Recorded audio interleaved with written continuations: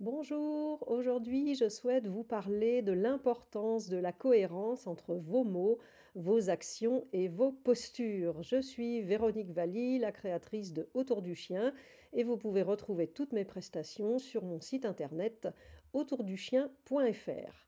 Alors, l'importance de la cohérence entre ce que l'on dit au chien, entre ce que l'on verbalise, donc nos mots, qui sont pour nous des mots, mais qui ne sont pas des mots pour le chien parce qu'il n'en a pas la compréhension, c'est un chien et pas un humain. Le chien enregistre des sons, donc nos mots sont des formules sonores pour le chien et pas des mots avec une compréhension. Il a encore moins de notions de grammaire, de conjugaison et de syntaxe. Mais ça pourra être l'objet d'une autre vidéo, mais j'en parle aussi lors des bilans et lors de nos cours. Je vous explique tout ça en détail. Aujourd'hui, je voulais vous parler de l'importance donc d'être cohérent entre ce que l'on dit verbalement, donc ce que le chien entend comme formule sonore, et entre nos actions et nos postures. Je vais vous donner deux exemples. Vous allez voir, c'est très simple à comprendre. Le premier exemple, vous êtes en promenade avec votre chien, vous souhaitez qu'il s'arrête, donc on parle d'apprentissage là, on est en train de débuter des apprentissages, donc c'est quelque chose que le chien ne sait pas encore faire. Donc on souhaite lui apprendre à s'arrêter sur commande, à s'arrêter quand nous on s'arrête. Donc vous avez votre chien en laisse ou en longe, voilà, vous marchez, donc on marche avec le chien, on s'arrête, et au moment où on s'arrête, c'est là qu'il faut s'arrêter et non pas attendre que le chien s'arrête, puisqu'il est en apprentissage. Il ne sait pas encore ce que ça veut dire, la formule sonore on s'arrête.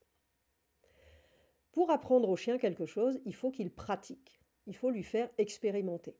Donc si vous voulez qu'il enregistre la formule sonore, la consigne on s'arrête, il faut en même temps vous arrêter. Donc vous faites les deux choses en même temps. En même temps que vous le dites, vous le faites. En même temps que vous le faites, vous le dites.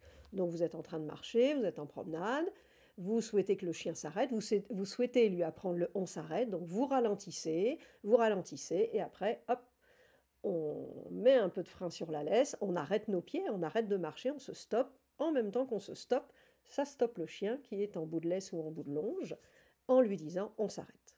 Voilà. Le deuxième exemple, ça va être ça va être le comportement inverse, qui est l'action de repartir. Donc on va lui dire on avance ou on y va. Et en même temps qu'on le dit, on le fait encore une fois. Parce que je vois souvent des personnes en cours avec moi, et donc on est là pour, elles sont là pour apprendre, ces personnes-là, et je suis là pour les guider, pour les coacher. Ou au moment de redémarrer, elles disent Loulou, on y va, ou Loulou, on avance, en restant sur place. Non, justement, c'est votre corps qui doit mettre l'impulsion et dire Loulou, on y va. Et vous mettez, voilà, vous vous mettez en mouvement. Loulou, on avance, pardon, et vous vous mettez en mouvement. C'est vous qui donnez l'impulsion du mouvement. Donc en même temps que votre chien va vous voir se déplacer, il va vous suivre, et sinon on le guide doucement avec la laisse, et donc on associe les mouvements, les actions, les postures, avec la formule sonore on avance ou on y va. Voilà, c'est vraiment important pour que ce soit clair pour le chien qui, je le rappelle, ne comprend pas notre langage. C'est important qu'il arrive à intégrer que la formule sonore on s'arrête ou la formule sonore on y va est liée à un, le comportement de s'arrêter, deux, le comportement de se remettre en mouvement. Mais pour que le chien intègre vraiment ça, c'est important pour lui apprendre, de lui faire faire, c'est important qu'il pratique. Donc soyez cohérents. Si vous dites on s'arrête, arrêtez-vous. Si vous dites on y va ou on avance, eh bien avancez. Par contre, le chien va beaucoup nous observer. Le chien préfère les signaux, donc ce que l'on fait avec notre corps, nos postures, ce sont des signaux. Le chien préfère les signaux visuels.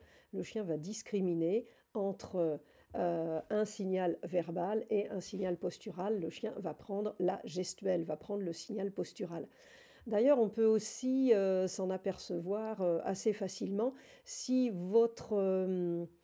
si ce que vous dites avec votre bouche, donc vos mots, vos formules sonores ne correspondent pas à ce que votre corps dit. Voilà. Si vous dites à votre chien on y va ou on avance et que vous restez sur place, c'est pas cohérent.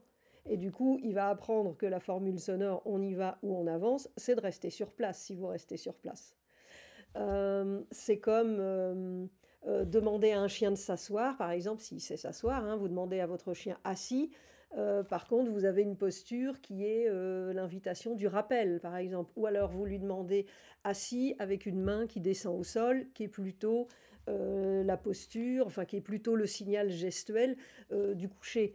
Si vous demandez à votre chien assis verbalement et que votre main descend au sol et donc que la gestuelle, elle veut dire coucher, bien sûr le chien connaît les deux, hein, il connaît le assis, il connaît le coucher, il y a de fortes chances que votre chien réponde à la commande gestuelle, c'est-à-dire qu'il ne va pas s'asseoir alors que vous lui dites assis verbalement, mais il va se coucher parce que vous faites la gestuelle du coucher vers le sol.